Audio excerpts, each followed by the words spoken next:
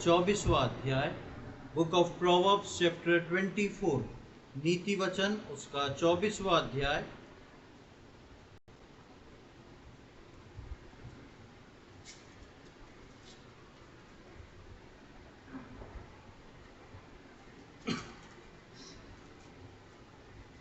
और उसकी 30 आयत से लेके 34वीं आयत तक हम पढ़ेंगे।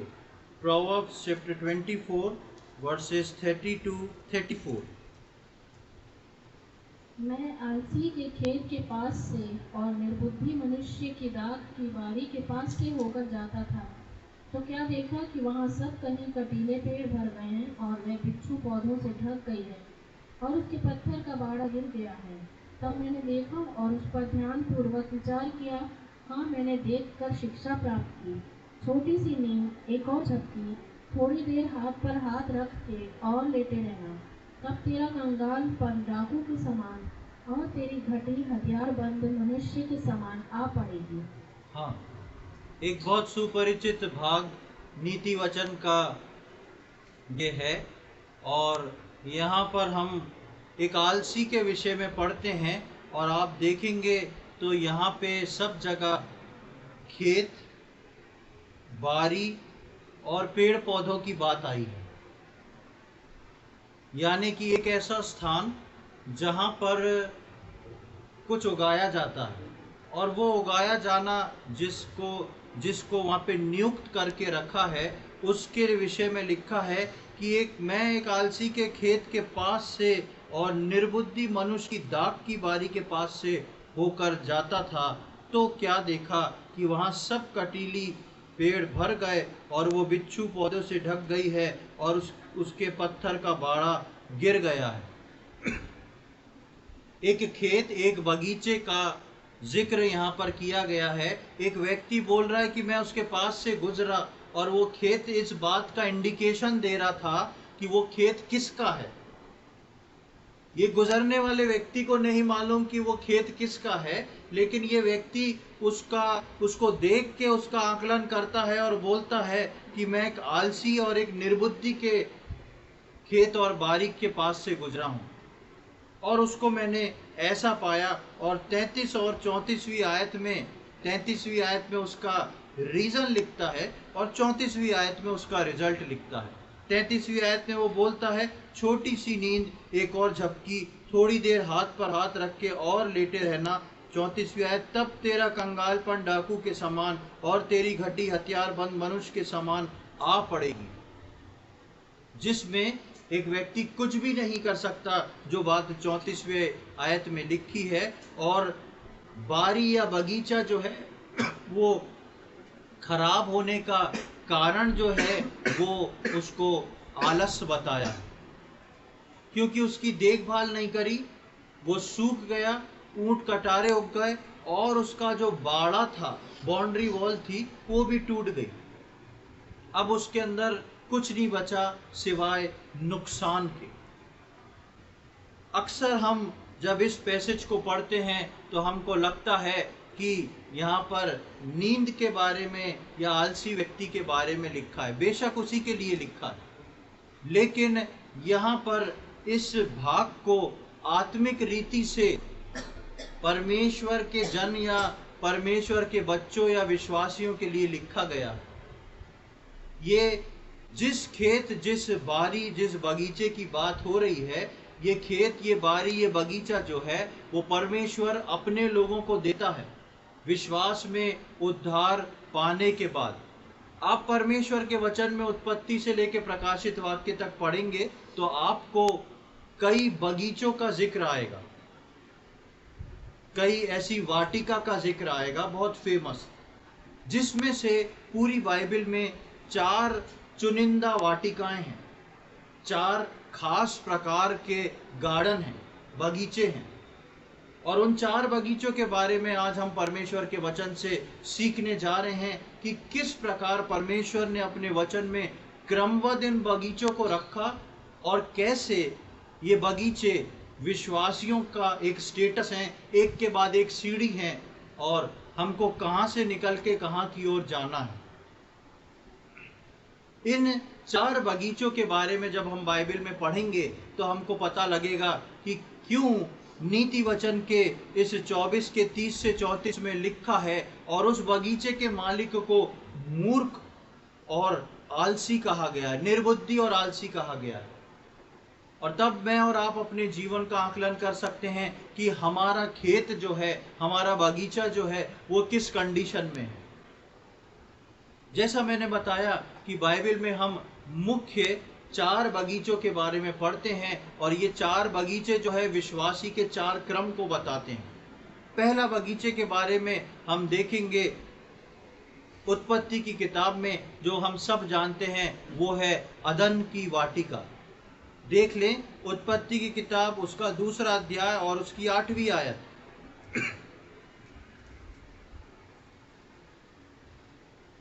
और यहोवा परमेश्वर ने पूर्व की ओर अदन में एक वाटिका लगाई और वहां आदम को, जिसे उसने रचा था, रख दिया।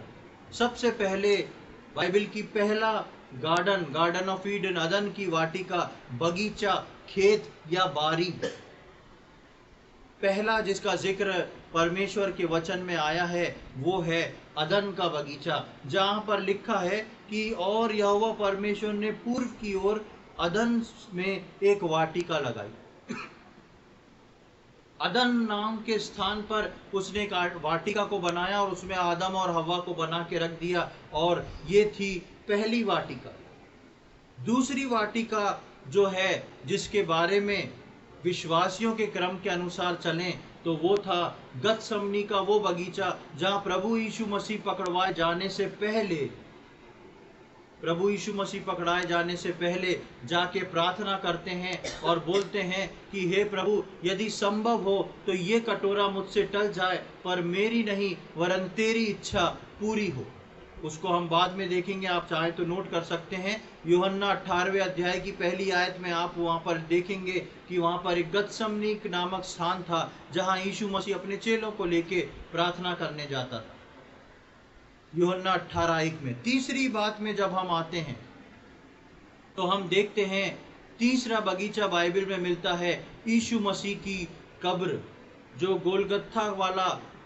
गोलगथा पहाड़ के नीचे की तरफ जाके, गोलगथा में प्रभु यीशु मसीह का क्रूसिफिक्शन हुआ था और उसके बाद थोड़ी दूर पे एक कब्र थी जहां पर उसको रखा गया था, और वो कब्र जो थी वो एक गार्डन था, और वो गार्डन आज तक वैसा ही बना के रखा हुआ है इजराइल के अंदर।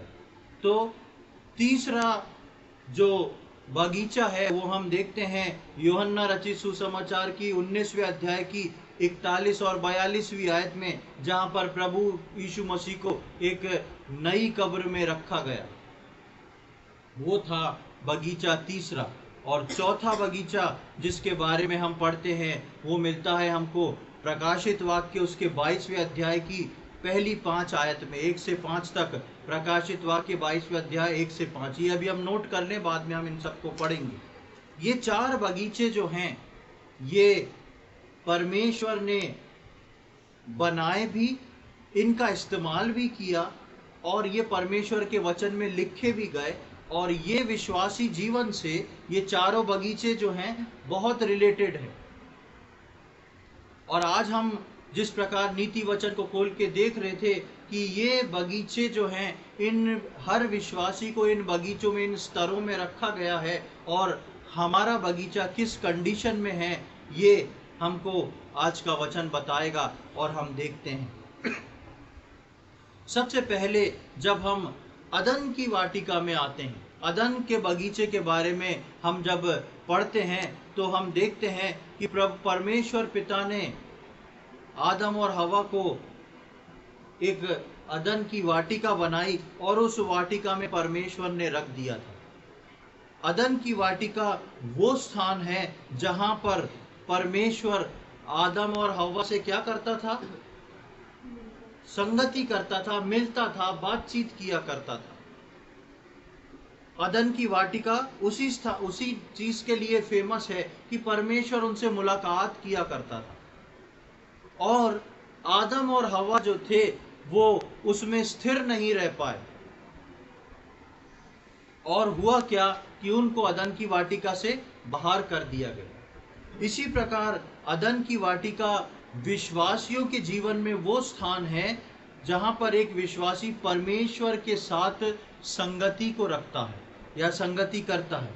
हमको ये संगति बनाए रखना है। जो गलती आदम और हव्वा ने करके वाटिका के बाहर निकल गए थे, वो गलती को हमको नहीं दोहराना है। विश्वास में आने के बाद, उद्धार पाने के बाद, बपतिस्मा लेने के बाद एक विश्वासी के लिए ये बहुत जरूरी है कि वो परमेश्वर के साथ अपनी संगति को बनाए रखे, उससे रोज मुलाकात करे। ये जरूरी है कि एक विश्वासी की उसके सृष्टिकर्ता से, उसके प्राण को बचाने वाले परमेश्वर से रोज मुलाकात हो, रोज बातचीत हो।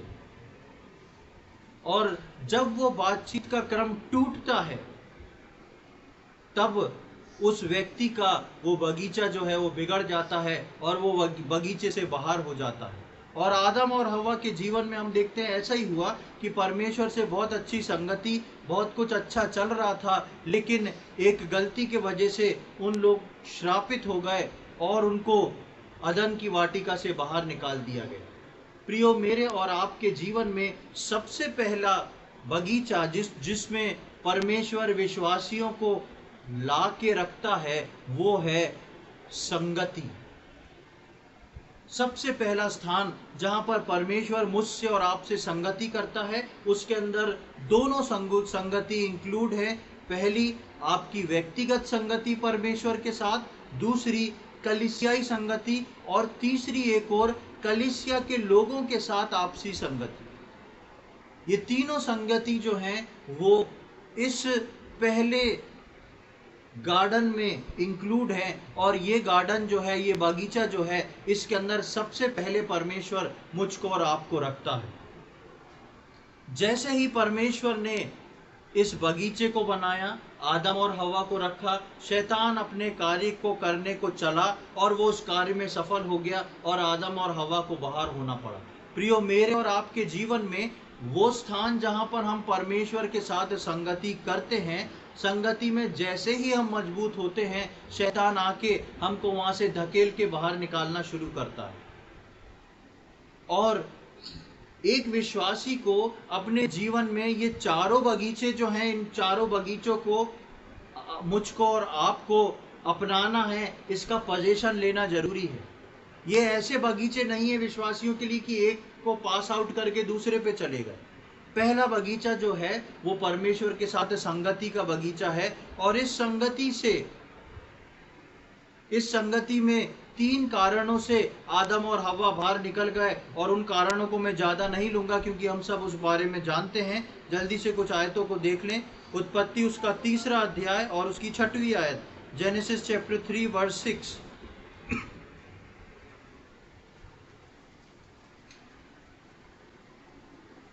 अतः जब स्त्री ने देखा कि उस वृक्ष का फल खाने के लिए अच्छा और देखने में मनभाऊ और बुद्धि देने के लिए चाहने योग्य भी है, तब उसने उसमें से तोड़कर खाया और अपने पति को भी दिया और उसने भी खाया।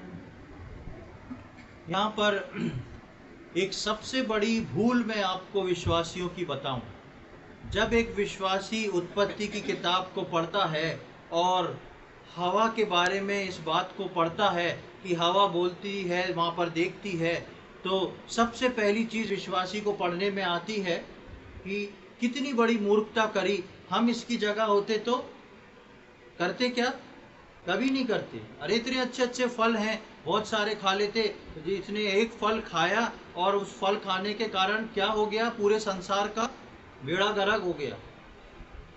हमको अगर परमेश्वर उस जगह रखता तो हम कभी ऐसा काम नहीं करते। पर प्रियो, क्या आप जानते हैं कि एक विश्वासी को परमेश्वर उद्धार पाने के बाद आज भी उसी स्थान पर रखता है। कहाँ? संगति का वो स्थान जहाँ परमेश्वर मुलाकात करता है। और एक विश्वासी जो है हवा से लेके आज तक इन्हीं तीनों बातों में गिरता है नीचे और सोचता है मैं होता तो ऐसा नहीं करता। सबसे पहले हम देखते हैं कि हवा जो है वो देखती है कि वो फल जो है खाने के लिए अच्छा है, फुल ऑफ टेस्ट। खाया नहीं है पर स्वाद कहाँ आ गया? मुंह में। ऐसा होता है ना, कई बार कोई चीज को देखो, खुशबू हो तो अपने आप ही स्वाद मुंह में बनने लगता है कि हाँ ये चीज बहुत अच्छी है। तो पहली चीज जो हवा ने देखी, वो देखा कि अच्छा है, खाने के लिए अच्छा है, मतलब स्वादिष्ट है, जबकि उसने खाया नहीं था। ऐसे विश्वासी जिनको परमेश्वर अपनी संगति में रखता है, बेशक परमेश्वर के साथ संगति करते हैं। ये आदम हवा जो थे, रोज दिन के ठंडे समय में परमेश्वर के साथ संगति कर रहे थे, उसमें कोई गैप नहीं आया था। लेकिन संगति करने के बाद एक ऐसी चीज सामने आई जिसमें उसको स्वाद दिख गया, और वो स्वाद उसको किसने दिखाया? वो स्वाद उसको शैतान ने दिखाया। प्रियो, कई बार विश्वासियों को, हमेशा, कई बार नहीं, हमेशा विश्वासियों को यही पुराना जो शैतान है आके यही तीन चीजों को दिखाता है। और हम सोचते हैं हम हवा की जगह होते तो हम गिरते नहीं, लेकिन हम आज भी अपने सांसारिक जीवन में उन स्वादों को ढूंढते हैं जो हमको खाया नहीं है। दूसरों ने बताया ये बहुत अच्छा है, बस फिर चाहे कुछ हो जाए वो हमको चाहिए ही चाहिए, वो है फल का स्वाद। दूसरी बात हमने देखी कि हवा देखती है कि वो देखने में कैसा है, मन भावना। एक बार उसको देख लो तो उससे हटने का जी नहीं करता। शैतान संगति में बने रहने वालों के लिए ही खास इन फलों को लाता है, संगति के बाहर वालों के लिए नहीं, क्योंकि ये एक बगीचा है और परमेश्वर ने हर विश्वासी को उद्धार पाने के बाद इस बगीचे में रखा है। और शैतान जो है उस बगीचे में से मुझको और आपको बाहर निकालना चाहता है, और वो चीजें दिखाता है जो कि परमेश्वर के लोगों के लिए नहीं है। वो देखती है, देखने में बहुत ही मन भावना है, आंखों को एक ठंडक और शांति दे रहा है, इसको देखने से लगता है ये सबसे बेस्ट है। संसार में बहुत सारी चीजें जो हैं दी बेस्ट हैं, लेकिन परमेश्वर के लोगों के लिए नहीं। और जब परमेश्वर के लोग इसका फर्क करना भूल जाते हैं, तब वो, उनको पता नहीं पड़ता और वो इस अदन की वाटिका से बाहर हो जाते हैं और अपनी शांति को खो बैठते हैं। जैसे ही परमेश्वर आया, आदम और हवा अपनी शांति को पहले खोए और पेड़ के पीछे छुप गए। क्यों? शांति चली गई उनकी। क्यों चली गई? बेचैन है, परेशान है, अपने आप को छुपा रहे हैं कि परमेश्वर के सामने कैसे आए, क्योंकि वो नग्न अवस्था में आ गए। सबसे पहले उनकी शांति चली गई।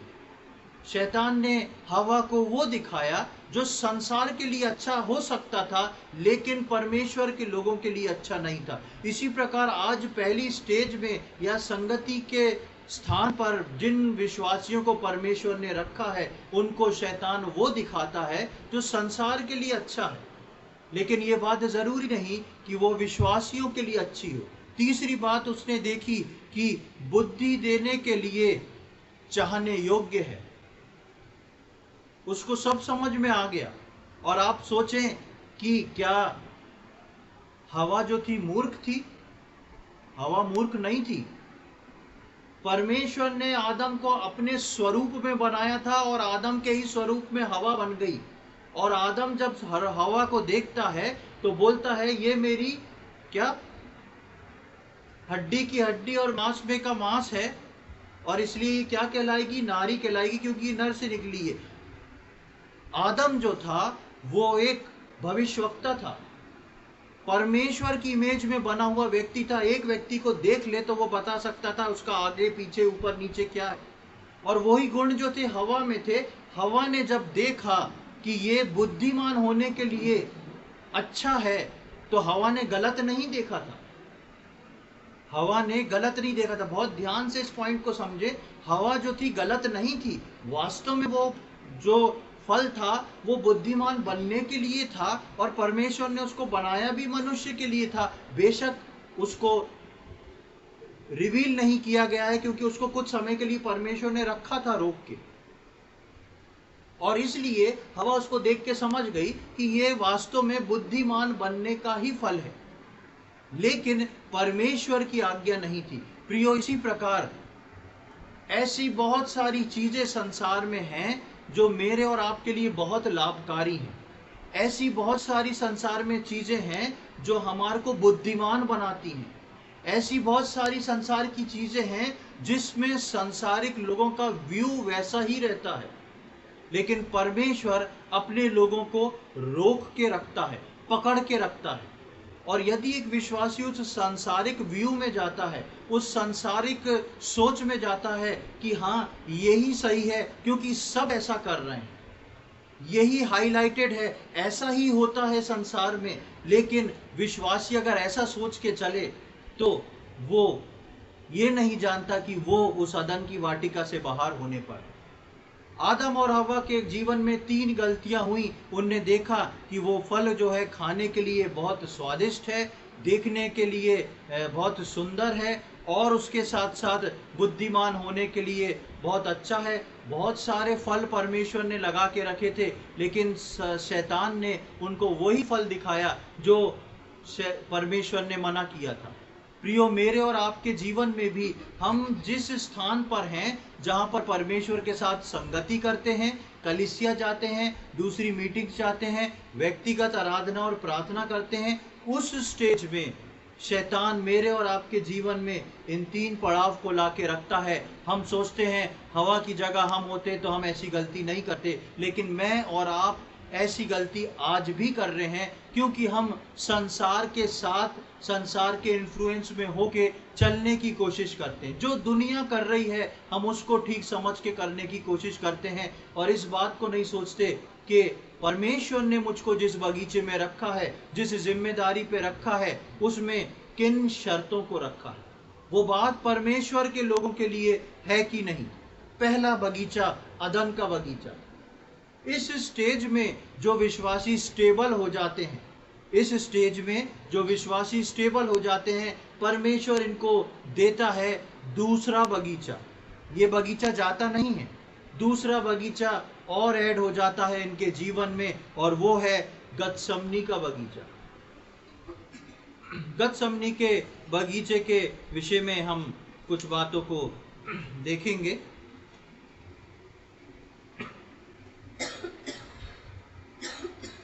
यूहन्ना रचित सुसमाचार उसका 18वां अध्याय, gospel according to John chapter 18। यूहन्ना रचित सुसमाचार उसका 18वां अध्याय और उसकी पहली आयत को हम पढ़ेंगे।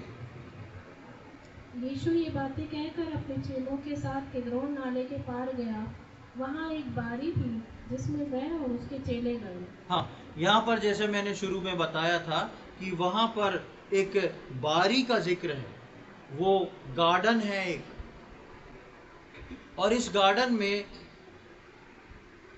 अंगूर की खेती भी होती थी, जैतून की भी खेती होती थी। और उस जगह पर जाकर प्रभु यीशु मसीह प्रार्थना करता है, और प्रार्थना क्या करता है वो हम देखेंगे लूका रचित सुसमाचार उसके 22वें अध्याय में। Gospel according to Luke chapter 22 उसका 41 और 42। और वह आप उनसे अलग एक ढेला फेंकने की दूरी पर गया और घुटने टेककर प्रार्थना करने लगा, हे पिता, यदि तू चाहे तो इस कटोरी को मेरे पास से हटा ले, तो अभी मेरी नहीं परंतु तेरी ही इच्छा पूरी हो। यहाँ पर हम उसके लूका 18, 41 और 42 में हम देखते हैं, और लूका 22 उसके 40 से 42 तक हम देखें, उसमें उस जगह पर क्या कार्य हुआ था उसके बारे में लिखा है कि उस जगह पर पहुंचकर उसने कहा, प्रार्थना करो कि तुम परीक्षा में ना पड़ो। और वो आप उनसे अलग एक ढेला फेंकने की दूरी पर गया और घुटने टेककर प्रार्थना करने लगा। प्रभु यीशु मसीह की प्रार्थना का जिक्र वहां पर दिया गया है, और वो प्रार्थना क्या करता है, वो कलवरी क्रूस पर चढ़ने जा रहा है, और वो कलवरी क्रूस पर पूरी संसार के लोगों के पाप के भार को उठाने जा रहा है। वो कटोरा उसको पीना बहुत कठिन है, लेकिन यीशु मसीह वहां पर एक बात बोलता है कि तो भी मेरी नहीं परंतु तेरी इच्छा पूरी हो। दूसरा बगीचा इस बात को बताता है कि चाहे वो परमेश्वर का इकलौता पुत्र क्यों ना हो, उस इकलौते पुत्र प्रभु यीशु मसीह जो है वो बोलता है, पिता मेरी नहीं वरन तेरी इच्छा पूरी हो। क्यों यीशु मसीह ने ऐसे बोला? क्योंकि यीशु मसीह बोलता है, मैं इसलिए आया हूं कि अपने भेजने वाले की इच्छा को पूरा करूं। मैं और आप जो हैं उद्धार पाने के बाद इसलिए इन बागीचों में रखे गए हैं कि हमार को जिसने इन बागीचों में रखा है उसकी इच्छा को हम पूरा करें, अपनी नहीं लेकिन परमेश्वर की इच्छा को पूरी करें। जो लोग पहला बगीचा परमेश्वर के साथ संगति को बचाने में कामयाब हो जाते हैं, वो उनको परमेश्वर गतसमनी का बगीचा देता है।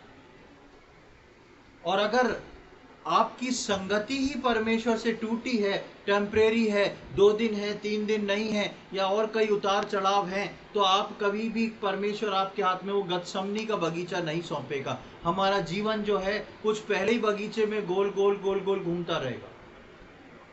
पहले बगीचे को मेंटेन करते हैं, तब परमेश्वर दूसरा बगीचा देता है, वो है गतसमनी का बगीचा। और गतसमनी का बगीचा मुझको और आपको इस बात को बताता है कि मेरे जीवन में मेरी नहीं लेकिन परमेश्वर की इच्छा पूरी हो। पढ़ने में एक वाक्य और बहुत सरल वाक्य है, लेकिन बहुत ही गंभीर और कठिन बात है, जहां पर हम इस बात को बोल सकें, परमेश्वर जो आप मेरे जीवन में कर रहे हैं वो द बेस्ट है। मुझे इस बात की फिक्र नहीं कि संसार के लोगों के लिए वो फल बहुत सुंदर है, मुझे इस बात की फिक्र नहीं कि संसार के लोगों के लिए वो फल जो है खाने में बहुत स्वादिष्ट है, मुझे इस बात की चिंता नहीं कि संसार के लोगों के लिए वो फल जो है बुद्धिमान बनाने के लिए है, लेकिन मैं जो हूं अपनी नहीं लेकिन आपकी इच्छा को पूरी करना चाहता हूं। ईश परमेश्वर की इच्छा थी। हम पढ़ते हैं यशायाह में कि पिता को ये भाया कि वो अपने पुत्र को कुचले ताकि मैं और आप जीवन पा सकें। ये परमेश्वर की इच्छा थी। कौन पुत्र अपने पिता के द्वारा कुचला जाना पसंद करता है? और कुचला जाना ऐसा नहीं कि पैर से एक पैर कुचल दिया, पूरी तरह उसको निचोड़ दिया। और वो भी यीशु मसीह के ऊपर क्यों निचोड़ा गया? क्योंकि यीशु मसीह ने दूसरों के, संसार के, मेरे और आपके पाप को अपने ऊपर ले लिया, उसकी सजा को अपने ऊपर ले लिया, और उस सजा को लेके वो सजा झेलने को तैयार हो गया। क्यों? क्योंकि उसके पिता की इच्छा थी। वो है गतसमनी का बगीचा।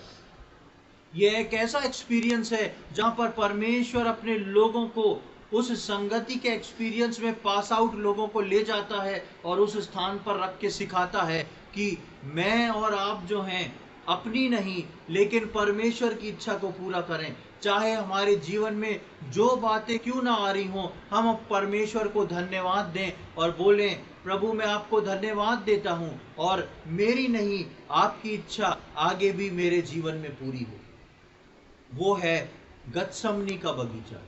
ये दूसरा बगीचे का स्थान है जहां पर परमेश्वर पहले बगीचे से पास आउट लोगों को दूसरा बगीचा भी उसके साथ जोड़ देता है। किसके साथ? संगति वाले बगीचे के साथ। अदन के बगीचे के साथ वो गतसमनी के बगीचे को जोड़ देता है। तीसरे बगीचे में हम आते हैं, प्रभु यीशु मसीह की कब्र के बारे में हम पढ़ते हैं।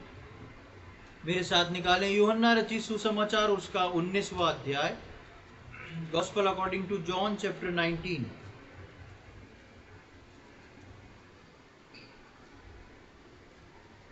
यूहन्ना रचित सुसमाचार उसका 19वां अध्याय और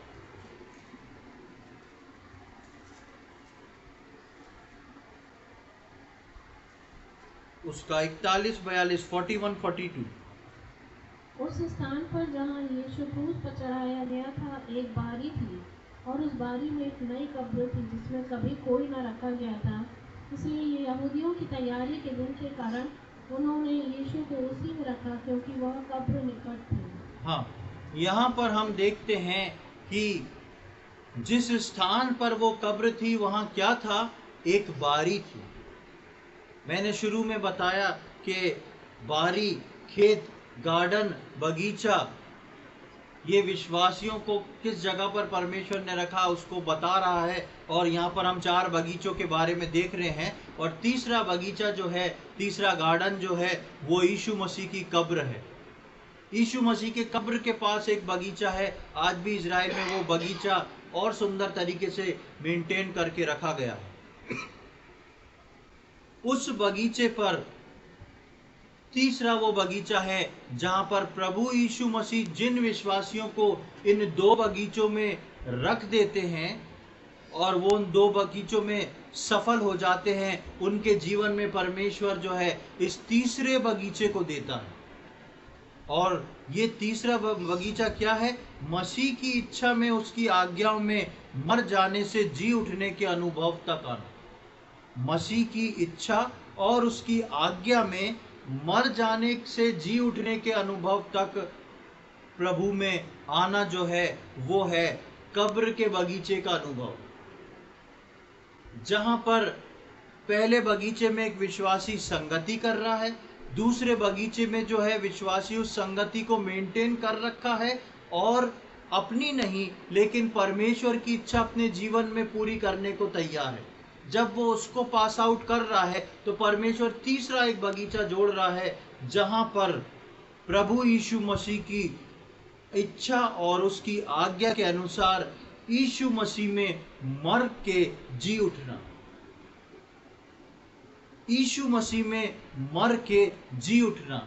जो विश्वासी अपने जीवन में मरने का अनुभव नहीं कर पाता वो कभी भी यीशु मसीह में या उस जयवंत मसीह के उठने के अनुभव तक नहीं पहुंच पाता। मसीह जीवन में यीशु मसीह की उन आज्ञाओं को लेके, यीशु मसीह और परमेश्वर की उन योजना और इच्छा को लेके जब हम पूरा करते हैं और सांसारिक रीति से कष्ट और दुख उठा के तकलीफ उठाते हैं, मरते हैं, वो है प्रभु की आज्ञा मान के उसमें मरना और नीचे की ओर जाना। प्रभु यीशु मसीह के लिए हम पढ़ते हैं उसने दुख उठा उठा कर आज्ञा मानना सीखा। पर जब विश्वासियों के जीवन में आज्ञा मानने की बात आती है तो हम उसको स्किप करना चाहते हैं। हम कहते हैं प्रभु ये 2 अनुभव काफी हैं, इतने में जितना मिल जाए स्वर्ग में दे देना, भला ही सोने चांदी का ना हो, ईंट पत्थर का हो, चल जाएगा। क्यों? क्योंकि तीसरा बगीचा जो है वो काफी खतरनाक है। लेकिन तीसरा बगीचा जितना खतरनाक है उतना आशीषों से भरा है। जब तक मैं और आप यीशु मसीह की उस मृत्यु के भेद को नहीं समझ जाएंगे, उसकी मृत्यु की समानता में एक नहीं हो जाएंगे, तब तक हम उसके जयवंत होने की उस अद्भुत बात को, उसकी महिमा को नहीं समझ पाएंगे। जितना बड़ा आप अपने विश्वास को रखेंगे उतना बड़ा परमेश्वर आपके लिए हो जाएगा। जिस प्रकार हम पुराने नियम में देखते हैं कि सारे इजरायली जो थे वो फिलिस्तियों के सामने घुटने टेके थे क्योंकि फिलिस्तियों ने गोलियात को खड़ा कर दिया था। लेकिन दाऊद जो साधारण एक गांव में भेड़ चराने वाला एक व्यक्ति था और बच्चा ही था, और जिस वक्त दाऊद जो था गोलियत के सामने खड़ा हुआ था उसकी उम्र 14-15 साल थी। लेकिन दाऊद ने जिस नजरिए से गोलियत को देखा पूरा इजराइल नहीं देख पाया। दाऊद ने देखा मेरा परमेश्वर इस गोलियत से बड़ा है, इसलिए वो दाऊद को मार पाया। इसी प्रकार जिन लोगों, जो विश्वासी प्रभु यीशु मसीह में उसकी मृत्यु की समानता में नहीं उतर पाते, वो अपने परमेश्वर को बड़ा देख ही नहीं पाते। इसलिए उनका विश्वास छोटा, उनकी बुद्धि छोटी, उनकी आत्मिक विचार छोटे, और उनको उतनी आत्मिक मैच्योरिटी नहीं रह जाती। क्यों? क्योंकि विश्वास बड़ा नहीं है, परमेश्वर को जाना नहीं है, मेरे साथ अच्छा होना जरूरी है, बस दैट्स ऑल। परमेश्वर की इच्छा मेरे जीवन में ऐसी है कि नहीं वो सेकेंडरी है। लेकिन प्रियो, यदि परमेश्वर ने आपको उस तीसरे बगीचे में रखा है तो ध्यान रखें आप दूसरा बगीचा पास आउट होके आए जहां पर है मेरी नहीं वरन तेरी इच्छा पूरी हो। और तीसरे बगीचे में मृत्यु से जाके उसके जी उठने तक का अनुभव है, वही है कब्र की कब्र में बगीचे का अनुभव, जहाँ पर प्रभु तीसरी ओर ले आता है। एक और आयत को मैं आपके सम्मुख पढ़ूंगा, गलातियों उसका 2 अध्याय और उसकी 20वीं आयत, गलेशियंस चैप्टर 2 वर्स 20।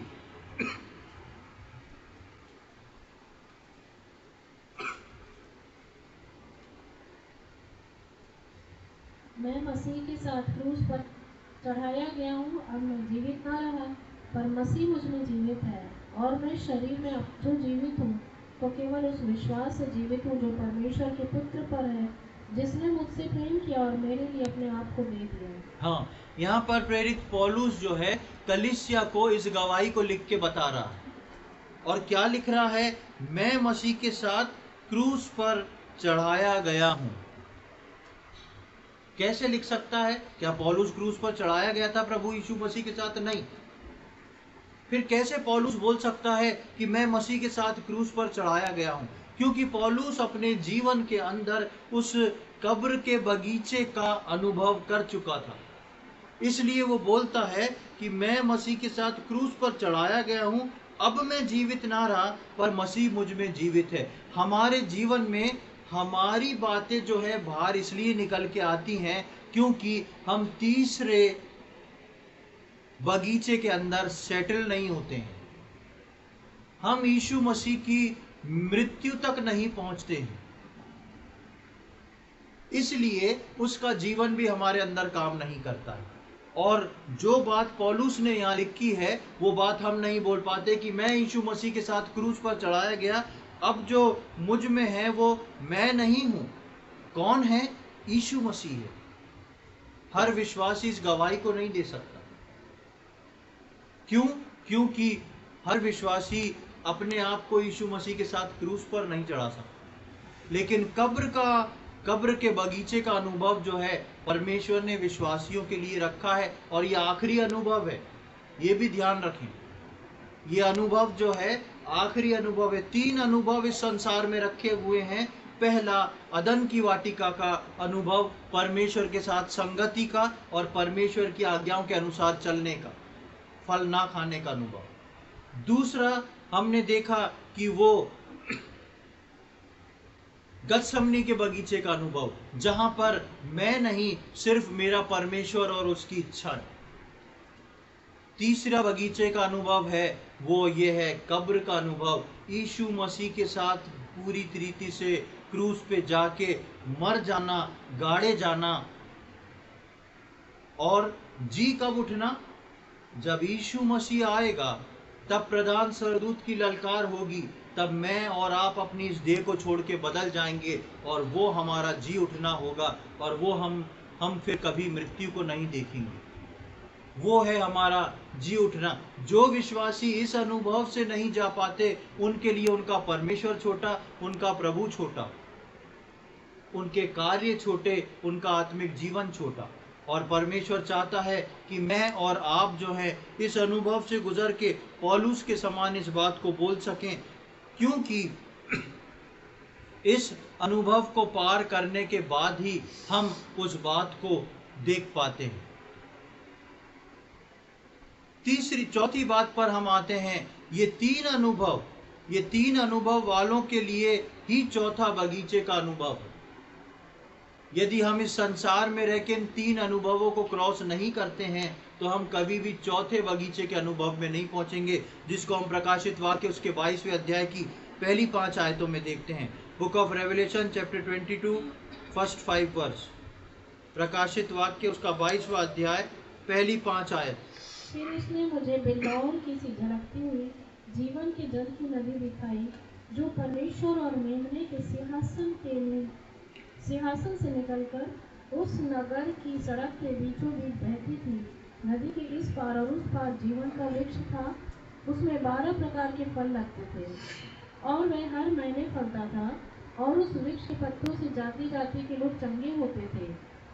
फिर श्राप न होगा, और परमेश्वर और मेमने का सिंहासन उस नगर में होगा, और उसके दास उसकी सेवा करेंगे। वे उसका मुंह देखेंगे, और उसका नाम उनके माथों पर लिखा हुआ होगा। फिर रात न होगी, और उन्हें दीपक और सूर्य के उजियारे की आवश्यकता न होगी, क्योंकि प्रभु परमेश्वर उन्हें उजियारा देगा, और वे युगानुयुग राज्य करेंगे। हाँ, चौथा बगीचा है स्वर्ग का बगीचा। जो विश्वासी इन 3 बगीचों को पास आउट नहीं कर सकते, वो कैसे स्वर्ग के बगीचे में एंटर करेंगे? आप खुद सोच के देखें इस बात को। क्योंकि जिन 3 बगीचों को परमेश्वर ने यहां रखा था, उसमें मैं और आप जो थे अनकंफर्टेबल थे। तो परमेश्वर कहता है चौथे बगीचे में कैसे जाके तुम कंफर्टेबल हो जाओगे? तुम जो थे कुछ जानते ही नहीं हो, तो उस जगह को क्यों पहुंचाऊं? उससे कम छोटी जगह जो तुम्हारे को दी थी, तुमने कहा था प्रभु बस इससे ज्यादा नहीं चाहिए, हमको अपना करने दीजिए, आप अपना कीजिए। हम आएंगे, संगति रखेंगे, थोड़ा बहुत चलेगा इतना, बाकी डिसीजन मेरे रहेंगे, खुशियां मेरी रहेंगी, फल कौन सा खाना है मैं खाऊंगा, कैसे बुद्धिमान बनना है ये मेरा लुकआउट है। परमेश्वर कहेगा ठीक है, अगर ये लुकआउट है, ये सोच है, तो चौथा बगीचा तुम्हारे लिए नहीं है। प्रियो, बहुत ही खास और गौर करने वाली बात है, मेरे और आपके लिए चौथा बगीचा है कि नहीं? परमेश्वर ने सबके लिए खोल रखा है, लेकिन जो लोग पहले ही बगीचे में लुढ़क जाते हैं, जैसे आदम और हवा लुढ़क के बाहर हो गए, उनके लिए गतसमनी का बगीचा नहीं था। लेकिन जो पहले बगीचे में स्थिर रहना जानते हैं, संगति में बने रहते हैं और ऐसी सांसारिक चीजों से दूर रहते हैं जो संसार के सोच से तो बहुत अच्छी है, लेकिन विश्वासियों की सोच के विपरीत है वो। क्योंकि परमेश्वर का वचन बोलता है मेरी समझ और तुम्हारी समझ में कितना फर्क है? 2 इंच का, जमीन आसमान का। तो फिर कैसे परमेश्वर के लोग और संसार के लोगों की सोच एक हो सकती है? और वही बात जो है परमेश्वर अपने बच्चों को बताता है, पहले जो है अदन की वाटी का बगीचा, दूसरा गतसमनी का बगीचा और तीसरा जो है कब्र का बगीचा। उस 3 एक्सपीरियंस के बाद ही चौथा बगीचा जो है वो है स्वर्ग का बगीचा, जो अद्भुत है, जिसमें हमने देखा क्या कुछ नहीं है वहां पर। उस बगीचे के अनुभव तक पहुंचने के लिए हमको, जब तक परमेश्वर ने इस पृथ्वी पे रखा है, इन 3 बगीचों में बहुत ही विश्वास योग्य होना है। एक आयत को मैं पढ़ के समाप्त करूंगा, फिलिपियों उसका 3रा अध्याय और उसके 7 से लेके 11 तक। Philippians chapter 3 versus 7 to 11।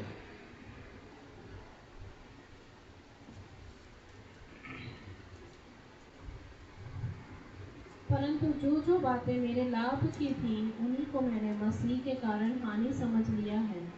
वरन मैं अपने प्रभु मसीह यीशु की पहचान की उत्तमता के कारण सब बातों को हानि समझता हूँ, जिसके कारण मैंने सब वस्तुओं की हानि उठाई और उन्हें कूड़ा समझता हूँ, जिससे मैं मसीह को प्राप्त करूँ और उसमें पाया जाऊँ, ना कि अपनी धार्मिकता के साथ जो व्यवस्था से है, वरन उस धार्मिकता के साथ जो मसीह पर विश्वास करने के कारण है और परमेश्वर की ओर से विश्वास करने पर मिलती है, ताकि मैं उसको और उसके मृत्युंजय की सामर्थ को और उसके साथ दुखों में सहभागी होने के मर्म को जानूं और उसकी मृत्यु की समानता को प्राप्त करूं, कि मैं किसी भी रीति से मरे हुओं में से जी उठने के पद तक पहुंचूं। हाँ, 11वीं आयत में यहाँ पर पौलुस लिखता है कि मैं किसी भी रीति से मरे हुओं में से जी उठने के पद तक पहुंचूं।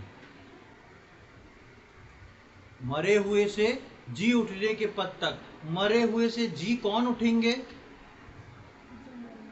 जो विश्वासी होंगे, जो विश्वासी होके मर चुके होंगे, प्रभु में सो गए होंगे, आखिरी प्रधान स्वर्गदूत की ललकार के साथ, उसकी तुरही के साथ वो लोग जी उठेंगे, या फिर जो जिंदा होंगे वो बदल जाएंगे। पौलुस बोलता है कि किसी रीति से मैं उस भाग तक पहुंचना चाहता हूं, और उसके लिए वो 10वीं आयत में लिखता है कि उसके साथ दुखों में सहभागी होने के मर्म को जानूं और उसकी मृत्यु की समानता को प्राप्त करूं। ये उसका मर्म और उसकी मृत्यु की समानता क्या है? ये है कब्र के बगीचे का अनुभव।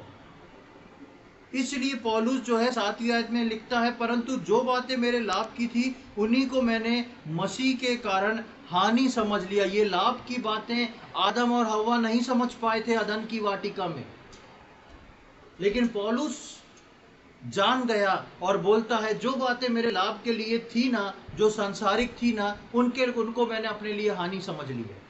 इसलिए वो बोलता है और उसके बाद आगे लिखता है, वरन मैं अपने प्रभु मसीह यीशु की पहचान की उत्तमता के कारण सब बातों को हानि समझता हूँ, जिसके कारण मैंने सब वस्तुओं की हानि उठाई और उन्हें कूड़ा समझता हूँ, जिससे मैं मसीह को प्राप्त करूँ। आदम हवा को प्राप्त करना था परमेश्वर की संगति, उसकी उपस्थिति, लेकिन उन्होंने चाहा कि परमेश्वर को स्किप करें, थोड़ी देर को उस फल को प्राप्त करें। पौलुस इन सब को स्किप करता है और तब भी आखिरी में पहुंच के बोलता है कि मैं उस मर्म को जानना चाहता हूं, उसकी मृत्यु में एक होना चाहता हूं, ताकि मैं उस मरे हुओं में से जी उठने के पद तक पहुंच सकूं। यानी कि जो लोग इस तीसरे बगीचे तक नहीं पहुंच सकते, नहीं पहुंचते हैं, प्रभु यीशु मसीह की मृत्यु और जी उठने के अनुभव में से नहीं गुजरते हैं, उनके लिए चौथा बगीचा नहीं है, या उनके लिए परमेश्वर ने हो सकता है कोई दूसरा स्थान रखा हो जहां पे परमेश्वर उनको चौथे बगीचे के लिए तैयार करे। प्रियो, मैं और आप अपने जीवनों को जांच के देखें। सबसे पहले मैं और आप आज कौन से बगीचे में पाए जाते हैं? हमको किसी को बताने की जरूरत नहीं, हम खुद अपना आकलन करें, हम खुद सोच के देखें आज मैं किस बगीचे में हूँ। जिस बगीचे में मैं हूँ उस बगीचे में विश्वास योग्यता से खड़ा हूँ कि नहीं, उसकी रखवाली कर रहा हूँ कि नहीं, उसकी देखभाल कर रहा हूँ कि नहीं। मैं नीति वचन 24 के अनुसार ऐसा व्यक्ति तो नहीं कि मेरे बगीचे से जब स्वर्गदूत गुजरते हैं, मेरे बगीचे से जब प्रभु गुजरता है तो वो देख के कहता है, देखो इस मूर्ख का बगीचा कैसा उजड़ा पड़ा है, इसमें ऊंट कटारे उग गए हैं, इसकी जो मेड़े हैं, उनकी जो बाउंड्री वॉल है वो गिरी पड़ी है। आज परमेश्वर की नजर में मैं और आप क्या हैं? प्रियो, ये जरूरी है प्रभु यीशु मसीह के आगमन से पहले हम एक तैयारी भरा जीवन जिएं और इस बात को सोच के देखें, हमको परमेश्वर ने जो 4 बगीचे दिए हैं, हम आज कौन से बगीचे के स्तर तक पहुंच गए हैं और क्या हम चौथे बगीचे तक पहुंचने वाले हैं कि नहीं। परमेश्वर इन वचनों को समझने में हम में से प्रत्येक की सहायता करे। प्रभु के नाम की महिमा हो।